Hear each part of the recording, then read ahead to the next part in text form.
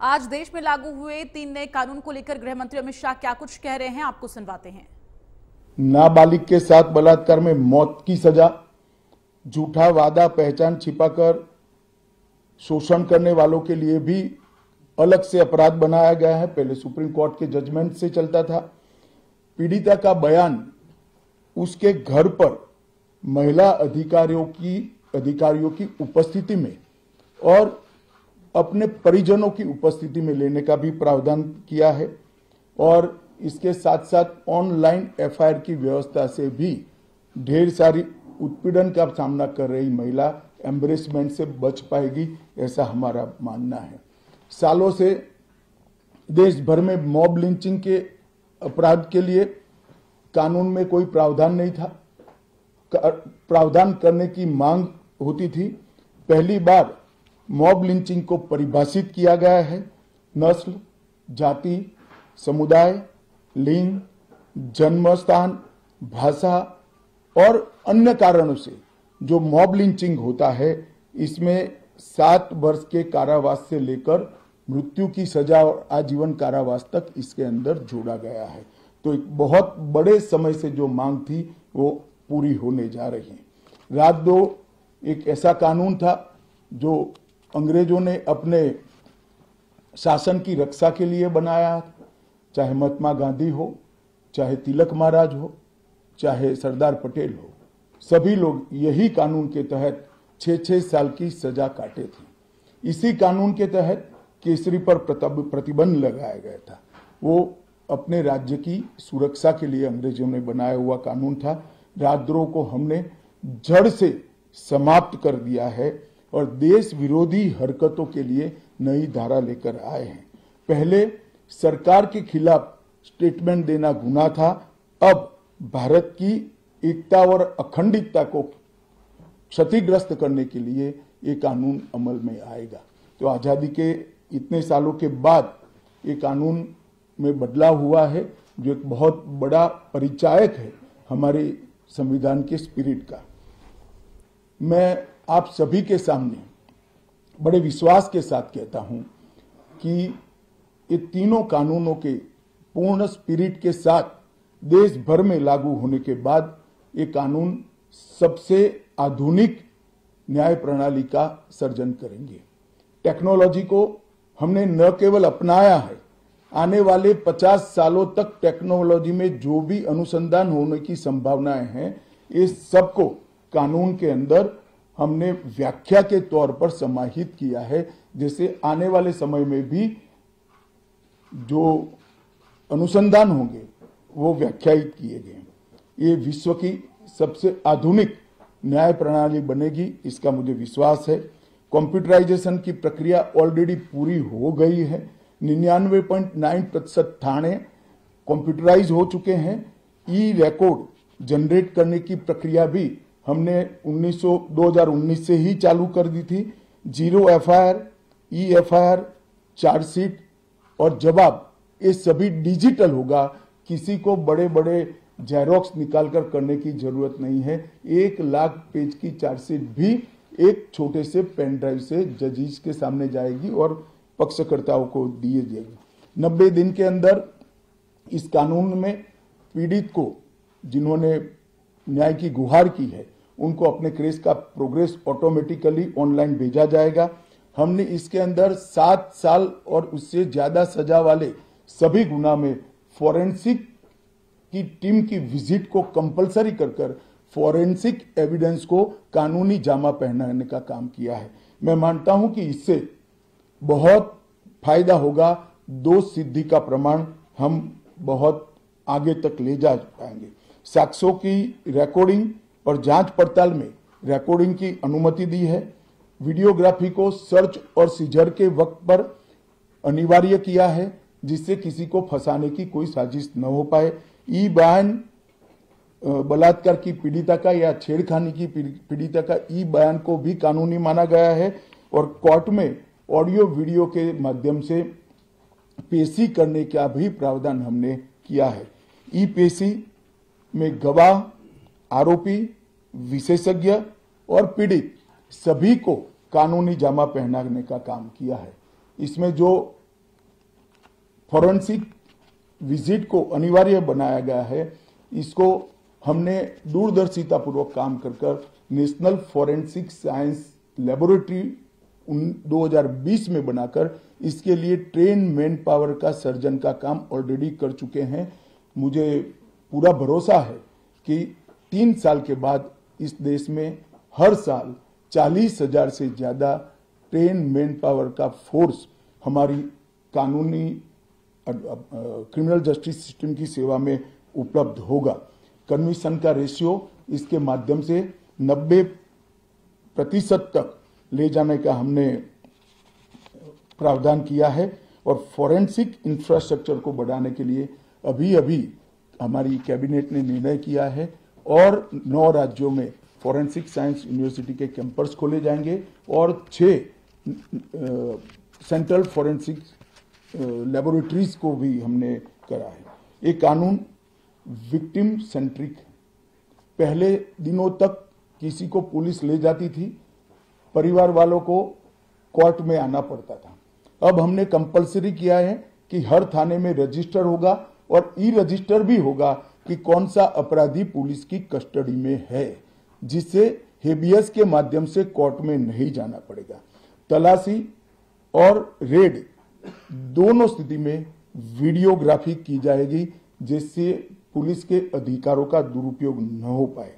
और हमने अपराधियों को बेल को भी लंबे समय तक लंबित केसों में कानूनन बना दिया है, जिसमें एक निश्चित समय मर्यादा अपराध के अंदर जो सजा है उसके अनुपात में हो जाने के बाद जेल सुपरिटेंडेंट की जिम्मेदारी होगी कि इसको बेल पर रिहा किया जाए। तो इसके लिए कोर्ट में किसी को जाने की जरूरत नहीं पड़ेगी। इसमें विक्टिम को अपनी बात रखने का मौका मिलेगा, इंफॉर्मेशन का अधिकार मिलेगा और नुकसान के लिए क्षतिपूर्ति का भी अधिकार पहली बार भारतीय कानूनों में हम करने जा रहे हैं।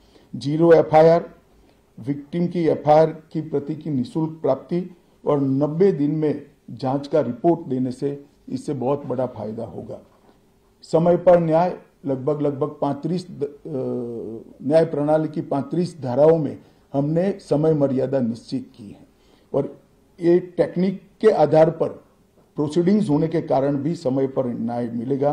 3 दिन में FIR दर्ज करनी है, 7 दिन के भीतर जांच रिपोर्ट पीड़िता के सार्वजनिक करनी है, 60 दिन के अंदर ही अपराध तय करने हैं और घोषित अपराधियों के खिलाफ 90 दिन के अंदर मुकदमा कायम करना है और आपराधिक मामलों में मुकदमे की सुनवाई के बाद ज्यादा से ज्यादा 45 दिन के अंदर जजमेंट की घोषणा करनी है। तो कई जगह पे हमने समय को कम कर बाध्य कर हमने जल्दी से न्याय मिल पाए इस दिशा में काम किया है। हमने 3 वर्ष से कम कारावास में 60 वर्ष से अधिक उम्र में के लोग जो है, इसमें पुलिस अधिकारी की पूर्व अनुमति अरेस्ट के लिए अनिवार्य करी है। गिरफ्तार व्यक्ति को 24 घंटे में मजिस्ट्रेट के सामने ले जाने का प्रावधान भी कानूनी बनाया है और 20 से ऐसी ज्यादा धाराएं हैं जिसमें पुलिस की जवाबदेही हमने सुनिश्चित करी है। पहली बार पीई का भी हमने प्रावधान इसके अंदर किया है। साक्ष्यों के संबंध में भी टेक्नोलॉजी को हमने बढ़ावा दिया है। इलेक्ट्रॉनिक साक्ष्यों के प्रति विश्वसनीयता बढ़े, इसके लिए कानूनी प्रावधान कड़े किए हैं। सर्वर लॉग, स्थान संबंधी साक्ष्य और वॉइस मेल, ये सब की व्याख्याएं की गई है। अब न्याय प्रक्रिया संविधान की 8वीं अनुसूची में आने वाली सभी भाषाओं में काम करती हो जाएगी। हमारी स्थानीय भाषाओं के लिए बहुत बड़ा फैसला है। हमारा पूरा सॉफ्टवेयर जो बनेगा वो 8वीं अनुसूची में आने वाली सभी भाषाओं में बनेगा। कानून बनने के बाद, संसद ने पारित करने के बाद तैयारी के लिए ढेर सारा प्रयास भारत सरकार के गृह मंत्रालय और हर राज्य के गृह मंत्रालय और जस्टिस मंत्रालय ने किया है। लगभग 22.5 लाख पुलिस कर्मियों की ट्रेनिंग के लिए 12,000 मास्टर ट्रेनर्स बना दिए गए। कई इंस्टीट्यूशन को अधिकृत किया गया और 23,992 मास्टर ट्रेनर अब तक ट्रेन हो चुके हैं। जुडिशरी में 21,000 सबऑर्डिनेट जुडिशरी का ट्रेनिंग हो चुका है और इसके लिए भी आगे पर मास्टर ट्रेनर्स की कई बैच स्थानीय भाषाओं में तैयार हो गई है। 20,000 पब्लिक प्रोसिक्यूटर्स को ट्रेन किया गया है और लगभग हर प्रोसिक्यूटर को एक ऐप दे दिया गया है और नए कानून छापे हुए दिए गए हैं कि पुरानी धारा कौन सी थी, नई धारा कौन सी है। प्रिजन के 51,224 कर्मचारियों का ट्रेनिंग हुआ है और फॉरेंसिक के 4,000 कर्मचारियों का ट्रेनिंग हुआ है।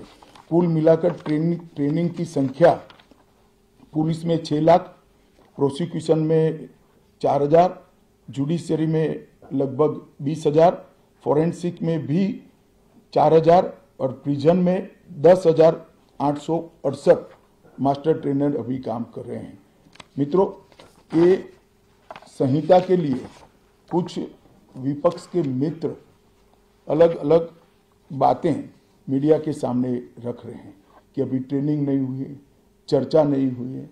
मैं आप सभी को बताना चाहता हूं कि लोकसभा में कुल मिलाकर 9 घंटा और 29 मिनट चर्चा हुई है। 34 सदस्यों ने इसके अंदर पार्टिसिपेट किया है। राज्यसभा में 6 घंटा और 70 मिनट चर्चा हुई, 40 सदस्यों ने पार्टिसिपेट किया है। एक ये भी झूठ चलाया जा रहा है कि सबको बाल निकालने के बाद ये बिल लाया गया। बिल बिजनेस एडवाइजरी कमेटी में पहले से निश्चित था। मेरा ये स्पष्ट मानना है कि 14 तारीख से ही विपक्ष ने सदन का बहिष्कार करने जैसी हरकतें करी थी और शायद वो हिस्सा लेना नहीं चाहते थे। और दोनों सदनों में 14 तारीख में लोकसभा में 96 और राज्यसभा में 46 सदस्यों ने ऐसी हरकतें की जिससे पीठासीन अधिकारी उनको बाहर करने के लिए मजबूर हो जाए। फिर भी एक ऑप्शन था। ये बहुत बड़ा दूरगामी परिणाम लाने वाला कानून था। वो एक कानून के लिए स्पेशल अंदर आकर चर्चा में अपना मत रख सकते थे। इसके पहले भी मैंने 2020 में सभी सांसदों को पत्र लिखकर उनके सुझाव मांगे थे। सभी मुख्यमंत्रियों को पत्र लिखकर उनके सुझाव मांगे थे। सभी सुप्रीम कोर्ट के सम्मानीय न्यायाधीशों को पत्र लिखकर उनके सुझाव मांगे थे। सभी हाई कोर्ट के चीफ जस्टिस को पत्र लिखकर सुझाव मांगे थे। गृह सचिव जी ने सभी आईपीएस अफसरों से सुझाव मांगे थे, सभी कलेक्टर से सुझाव मांगे थे और ये सब सुझाव मिलाकर मैंने खुद अधिकारियों की बैठक को अलग करे तो मैंने खुद 158 बार इसकी मीमांसा कर बैठक कर विचार कर एक बिल बनाया। ये बिल को भी संसद ने ऐसे ही पारित नहीं किया है। गृह विभाग की समिति के पास ये बिल को भेजा गया। 2.5 महीना या तो 3 महीना इस पर विशद चर्चा हुई। सभी दल के सांसदों ने इसके अंदर हिस्सा लिया है, अपने सुझावों को रखा है। 4-5 पॉलिटिकल स्टाइल के सुझाव छोड़कर मैं दावे से कह सकता हूं हर सुझाव को समाहित कर 93 बदलाव कर बिल को फिर से कैबिनेट ने पारित किया और पारित करने के बाद सदन के सामने रखा गया। इतने बड़े सदियों के बाद हो रहे सुधार को पॉलिटिकल कलर देना मैं मानता हूं ठीक नहीं है। मेरे तो सभी विपक्ष के साथियों से विनती है, पॉलिटिक्स करने के ढेर सारे मुद्दे हैं, आराम से करिए पॉलिटिक्स, कोई चिंता नहीं, हम भी जवाब देंगे। मगर ये कानून देश के 140 करोड़ नागरिकों को संविधान का जो स्पिरिट है, न्याय और आत्मसम्मान, वो समय पर दिलाने की एक एक्सरसाइज है। तो आप सभी लोग इसमें कोऑपरेट करिए और मैं मानता हूं कि जिसको भी कुछ कहना है, मेरा दफ्तर हमेशा खुला है, मैं अवेलेबल हूं। मिलने से पहले रोड पर जाना मैं मानता हूं ठीक नहीं है। चर्चा करनी चाहिए, कुछ भी हो बात करनी चाहिए। और मेरा स्पष्ट मत है जो मैं आज बेबाक तरीके से आप लोगों के सामने रखना चाहता हूं, रिकॉर्ड के आधार पर कह सकता हूं, मैं भारत के आजादी के बाद किसी भी कानून पारित कराने के लिए इतनी लंबी चर्चा का प्रोसेस नहीं हुआ है, ये मैं रिकॉर्ड पर कहने के लिए तैयार हूं। 4 साल तक इस कानून पर विचार हुआ और अगर आपको अभी भी कुछ कहना है तो आप जरूर आइए, मैं सुनने के लिए तैयार हूं, मगर कृपया इस कानून को पब्लिक तक इसकी सेवा करने देने का मौका देना चाहिए। समय पर न्याय मिलेगा तो देश का भला होगा, संविधान की सुरक्षा और आत्मसम्मान की भावनाओं को नागरिक प्राप्त कर पाएंगे तो देश का भला होगा। और सबसे बड़ा बदलाव है, हमने थोड़े धैर्य के साथ टीथिंग प्रॉब्लम को देश की जनता ने भी बड़े धैर्य के साथ लेकर सिस्टम को सुधारने का मौका देना चाहिए। और मैं सभी दलों से भी कहना चाहता हूं कि राजनीति से ऊपर उठकर आप इसका समर्थन करिए और जो भी सुझाव जनता के हित में है लेकर आइए, हम इस पर चर्चा करने के लिए तैयार हैं। आप लोगों के मन में कोई बात है तो आप जरूर पूछ सकते हैं। सर, मैं नीरज पांडे हूं, एबीपी न्यूज़ से। मेरा सवाल है सर, पहले के कानून में किसी भी आरोपी को जब गिरफ्तार किया जाता था तो 15 दिन के रिमांड की व्यवस्था थी। अभी जो नया कानून है उसमें गिरफ्तारी के 60 दिनों तक कभी भी या तो एक साथ या हिस्सों में बुलाकर रिमांड लिया जा सकता है। इससे फायदा क्या होगा? नहीं, मैं आपको समझाता हूं, ये भ्रांति फैलाई गई है कि रिमांड का समय बढ़ाया गया है। मैं स्पष्ट कर देना चाहता हूं कि नए कानूनों के तहत, बीएनएस के तहत रिमांड का समय 15 दिन का ही है।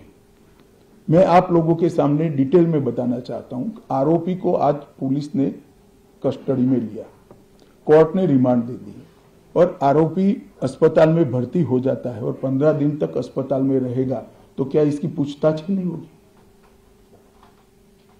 पूछताछ करनी चाहिए या नहीं करनी चाहिए? इसलिए हमने प्रावधान किया है कि 15 दिन की अपर लिमिट के अंदर, 60 दिन की अपर लिमिट के अंदर पुलिस इसका रिमांड ले सकती है, वरना उसको तो जुडिशियल कस्टडी में जेल में पहले भी रहना था और बाद में भी रहना है। एक दूसरा आरोपी पकड़ा जाता है, पुलिस को दोनों को इकट्ठा करके पूछताछ करनी है तो कैसे करेगी? तो 15 दिन की लिमिट को हमने नहीं बढ़ाया है, रिमांड 15 दिन की ही होगी।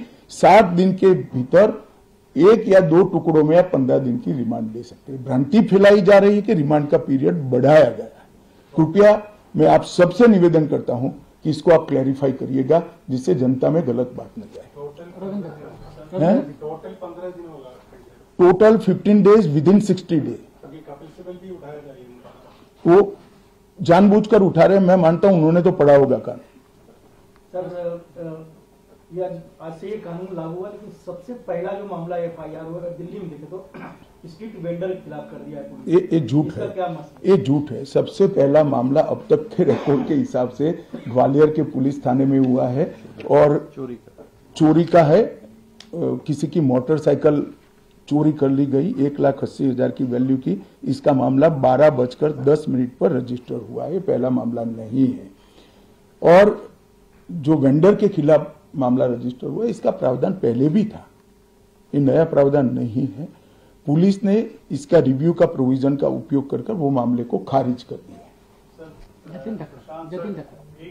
आपने तो ये कहा है कि जितने भी लॉज बन रहे हैं शेड्यूल 8 की लैंग्वेजेस में मौजूद होंगे, पर तमिलनाडु की जो रूलिंग पार्टी है डीएमके, उनको अपोजिशन और कुछ और पार्टीज का भी नाम हिंदी में क्यों है जो पूरे देश में एप्लीकेबल हो? देखिए, मैं अलग बात कहना चाहता हूं। एक तो पूरा कानून तमिल में उपलब्ध कराया जाएगा, एक बात समझिए, प्रोसीडिंग तमिल में होंगी। अगर नाम के लिए भी आपके मन में कोई विरोध है तो मिलकर करना चाहिए। मुख्यमंत्री जी, सांसद, मुझे तो कोई ने ना किसी ने मिलने का समय मांगा है ना कोई मिलने आया है। फिर भी मैं सभी से अपील करता हूं कि जो कुछ भी आपकी ग्रीवेंसीज हैं, या तो ऐसा लगता है कि ये धाराएं जनता की सेवा ठीक से नहीं कर पाएगी, इसको लेकर मुझे मिलिए। कानूनों का बहिष्कार ये रास्ता नहीं है, पॉलिटिक्स करने के ढेर सारे रास्ते हैं। पायल मेहता सर, आपने ये बिल इंट्रोड्यूस किया, उसके बाद ये होम कमेटी में गया, वहाँ पे भी विस्तृत चर्चा हुई, पर विपक्ष में कभी भी जो कुछ नेता है, जो वकील है, वो कह रहे हैं कि इसको सिलेक्ट कमेटी या स्टैंडिंग कमेटी में क्यों नहीं भेजा, इतनी गड़बड़ी क्या थी इस बिल को? नहीं भेजा ही था, गृह विभाग की संसद की कमेटी में भेजा था, जिसमें श्री चिदम्बरम खुद थे और सबसे ज्यादा हिस्सा लेने वाले सदस्यों में चिदम्बरम साहब थे।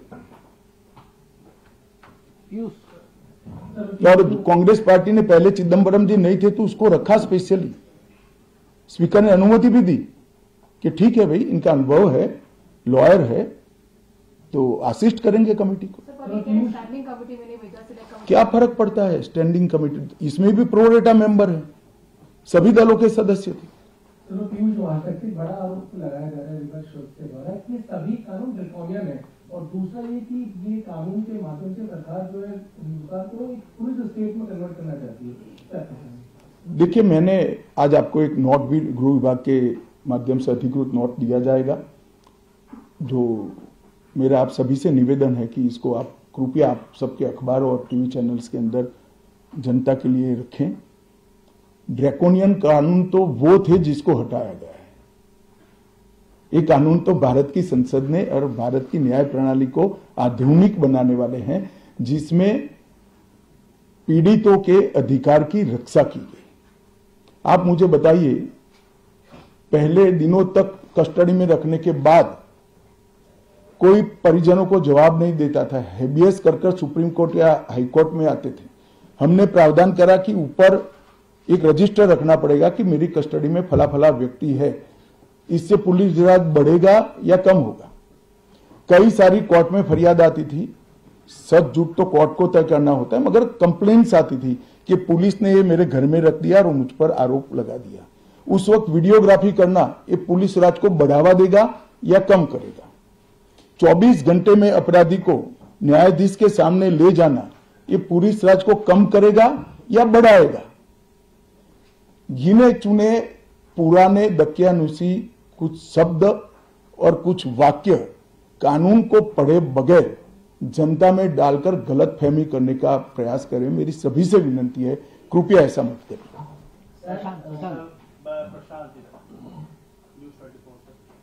सर मेरा सवाल ये है कि आप जो कंप्लेनेंट एफआईआर लॉन्च करें, एंड रिजल्ट में उसको जो रिलीज चाहिए, लंबी लड़ाई होती है, उसके नीचे जो काम करने वाला सिस्टम का ढांचा तो वही है, उसको कैसे उस पर? ऐसा नहीं है, सिस्टम के ढांचे पर कोई समय मर्यादा तय नहीं थी। अब पुलिस से लेकर जुडिशरी तक सबकी समय मर्यादा तय हुई है और टेक्नोलॉजी का हम उपयोग कर रहे हैं। आप बेंगलुरु गए हो, आपका गवाही का दिन है तो बेंगलुरु से आप गवाही दे सकते हो, कोर्ट में जाने की जरूरत नहीं है। मगर ये पूरी प्रक्रिया को अप्लाई होते होते, टेक्नोलॉजिकल अपग्रेडेशन और सारे होते होते 3 या 4 साल लगेंगे। मैं आपको और आपके माध्यम से देश की जनता को विश्वास दिलाना चाहता हूं कि ये कानूनों के पूर्ण इंप्लीमेंटेशन के बाद किसी भी एफआईआर का सुप्रीम कोर्ट तक 3 साल के अंदर न्याय मिलने की प्रक्रिया पूरी हो जाएगी, और मैं सोच समझ कर कह रहा हूं इसको। जी मैं रविकांत हूँ, टाइम्स ऑफ भारत से। सर तीनों कानून लागू हो गए, इम्प्लीमेंट हो गए हैं, तो आपको क्या लगता है कि ये ऑपोजिशन जानबूझकर किस तथ्यों के आधार पर विरोध करे या सिर्फ राजनीति के लिए मामला उठाया जा रहा है? देखिए, मैं इस पर टिप्पणी नहीं करना चाहता। मैं आप सबके माध्यम से अपील करना चाहता हूं कि जिसको भी मिलना है मैं तैयार हूं, हम मिलेंगे भी और समीक्षा भी करेंगे, और इसमें कृपया राजनीति नहीं करनी। हमें ये जो कंसर्न आ रहा था विपक्ष की तरफ से वो ये था कि पेंडेंसी ऑफ केसेस और 2 पैरेलल क्रिमिनल जस्टिस सिस्टम होंगे, क्योंकि जो पुराने वाले केसेस रजिस्टर हुए हैं वो पुराने केसेस की तरह चलेंगे और जो नए वाले हैं वो नए की तरह। देखिए, जहां तक पेंडेंसी ऑफ केसेस का सवाल है, इस देश में सबसे ज्यादा शासन करने वाली पार्टी कांग्रेस है, वो हम पर नहीं मर सकते हैं। पेंडेंसी ऑफ केसेस को कम करने के लिए ही ये कानून लाए हैं, और मैं स्पष्टता कर दूं पुराने और नए कानून के लिए, गुनाह की तिथि 1/7/2024 के पहले की होगी, इसमें पुराने कानून के तहत प्रक्रिया चलेगी, और 1/7/2024 के बाद होने वाले हर गुनाह को ये तीनों नए कानूनों के हिसाब से चलाया जाएगा। इसमें कोई कंफ्यूजन नहीं। सर ये आपने बोला कि तमिलनाडु के एमपी को अगर नाम से कोई ऑब्जेक्शन है तो वो आके मुझसे मिले, तो क्या अगर वो आपसे मिलेंगे तो क्या इस government open to their suggestion? भैया मिलने तो दो, वो क्या लेकर आएंगे बताएंगे, तुम यहाँ कहाँ निर्णय करा रहे हो? विपक्षी दल कह रहे हैं कि वो जहाँ जहाँ उनकी सरकार है वो इस कानून के खिलाफ अपनी विधानसभा में प्रस्ताव पारित करेंगे और राष्ट्रपति तक सुप्रीम कोर्ट में मामला ले जाएंगे। चलो, ये तो लोकतांत्रिक प्रक्रिया है, सबको अपना अपना अधिकार है।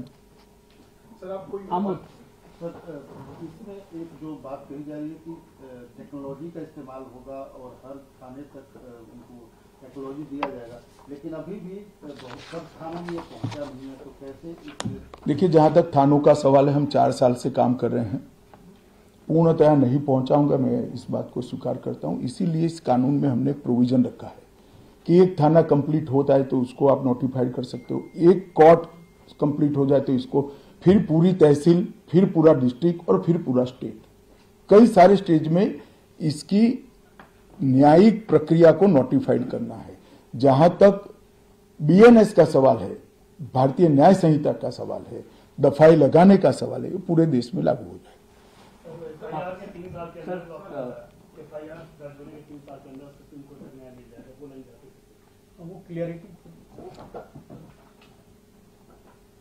मैं आप सभी के माध्यम से देश की जनता को विश्वास दिलाना चाहता हूं कि इस कानून के संपूर्ण इम्प्लीमेंटेशन के बाद और कुछ तकनीकी तैयारियां करनी है, ये तकनीकी तैयारियां होकर थाना और कोर्ट नोटिफाइड होने के बाद किसी भी न्याय मांगने वाले व्यक्ति को एफआईआर की डेट से 3 साल के अंदर सुप्रीम कोर्ट तक न्याय मिल जाएगा, इसका मुझे भरोसा है और कानूनों में इस प्रकार का हमने प्रावधान किया है। सर, मैं दैनिक भास्कर से हूं मुकेश। देखिए, मैं मानता हूं कि हम 15 अगस्त के पहले सारे यूटी में इसको कंप्लीट कर देंगे। यूटी में दिल्ली भी आता है और उसके बाद हर जिला एक एक तैयार होता जाएगा, वो होता है। इंप्लीमेंटेशन आप पहले समझ लीजिए, बीएनएस और बीएनएसएस, इसके लिए इंप्लीमेंटेशन में कुछ तैयारी की जरूरत नहीं है।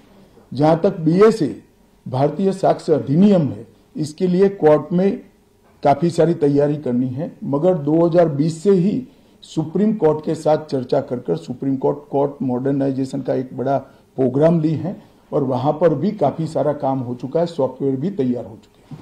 सर, भास्कर से मैं मुकेश कौशिक, एक डिस्क्रिपेंसी है कि पुराने कानून में ये प्रोविजन था कि अगर कोई पुरुष के साथ दुराचार करता है तो उसका सेक्शन 377A था, वो खत्म हो गया, लेकिन उसके बाद कुछ मामले ऐसे आ गए हैं जो इस तरह के केस दर्ज हुए। क्या कोई संशोधन का प्रस्ताव है? संशोधन तो नहीं, मगर इसमें सुप्रीम कोर्ट का एक जजमेंट भी है, इसके इंटरप्रिटेशन का सवाल है, हम सुप्रीम कोर्ट से चर्चा जरूर करेंगे इसमें। सर, ये आपने जो कहा कि तमिलनाडु के एमपीज आकर मिल सकते हैं आपसे, कुछ ऑल पार्टी ऐसी मीटिंग भी हो सकती है अगर कोई बुलाने का आपका? ऑलरेडी हो चुकी है, ऑल पार्टी कमेटी में होती ही है। और आपको सबसे पहले बड़ी संशय लगता है, आप मिल जाओ मुझे अकेले में।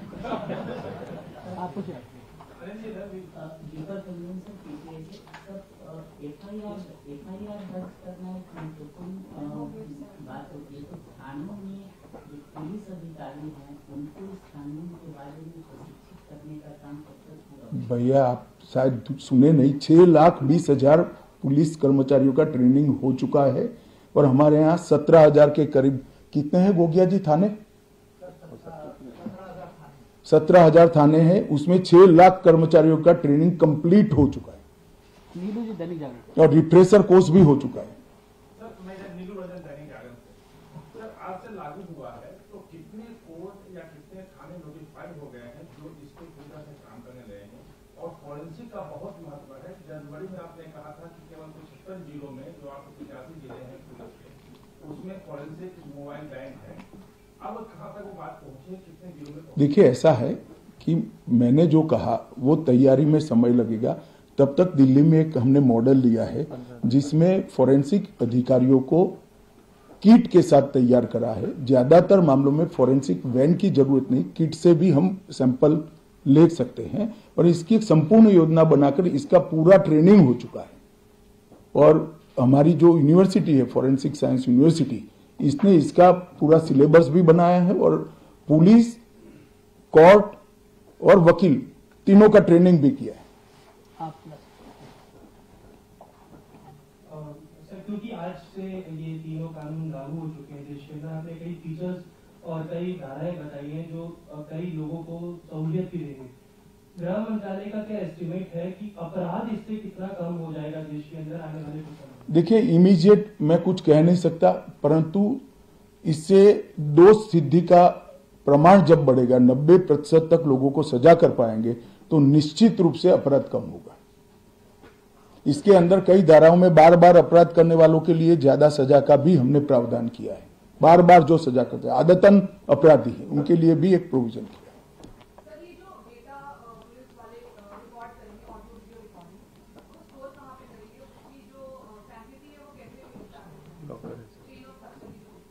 ये तो लिखित की भी कैसे सैंटिटी होगी? हैं? अरे लिखित बयान जो होता है, वो लिखित बयान भी चार्जशीट के साथ जोड़ना होता है, और डेटा को स्टोर करने की लीक प्रूफ सिस्टम की है। रिकॉर्डिंग करने वाले और सिस्टम में अपलोड करने वाले दोनों की जवाबदेही भी इसमें निश्चित की गई। एक क्लैरिफिकेशन सर, आपने कहा कि 46 मेंबर्स को सदन से निकाला गया था, लेकिन उनके लिए एक स्पेशल ऑप्शन दिया था कि वो आके अपनी बात रख सकते हैं, यही ना? नहीं, वो संपर्क करते तो तुरंत हम तो परमिशन देंगे उनको। कितने लोगों ने ऑप्शन अपनाया? वो एक ने भी नहीं अपनाया। जो पुलिस वाले एफआईआर नहीं लिखते, उनके खिलाफ भी कोई कार्रवाई? सवाल नहीं है, EFI। और इस बीच ये बड़ी खबर, नए कानून लागू होने पर बोले गृह मंत्री अमित शाह। ये बड़ी जानकारी, कानूनों से कई समूहों को फायदा, डिटेल में जानकारी गृह मंत्री अमित शाह के द्वारा दी गई है। अब ई रजिस्टर भी होगा। अमित शाह ने ये जानकारी दी है। आपको बता दें, आज देश में 3 नए कानून जो लागू हुए हैं, उसकी पूरी डिटेल में जानकारी प्रेस कॉन्फ्रेंस के जरिए दी है। देश विरोधी गतिविधियों के लिए बेहतर बताया है इस कानून को। तो नए कानून लागू होने पर गृह मंत्री अमित शाह के द्वारा उसके बारे में डिटेल में जानकारी दी गई है। कानूनों से कई समूहों को फायदा होगा, और किस तरह से फायदा होगा इसको भी डिटेल में बताया है। अब ई रजिस्टर भी होगा, इसके साथ ही मॉब लिंचिंग की घटनाओं में कमी आएगी। तो 75 साल बाद कानूनों पर देश विरोधी गतिविधियों के लिए कानून ये जो है बेहद कारगर होगा। पूरा डिटेल में आपको बता दें, डिटेल में जानकारी गृह मंत्री अमित शाह के द्वारा दी गई है। तो इन 3 नए कानूनों की जरूरत क्यों पड़ी है, इसको भी विस्तार में समझाया है गृह मंत्री अमित शाह ने। तो देश भर में आज 1 जुलाई से 3 नए कानून लागू हो गए हैं। कानून को लेकर गृह मंत्री अमित शाह ने प्रेस कॉन्फ्रेंस की है और समझाया कि आखिर 3 नए कानूनों की जरूरत क्यों पड़ी है। उन्होंने कहा है कि ये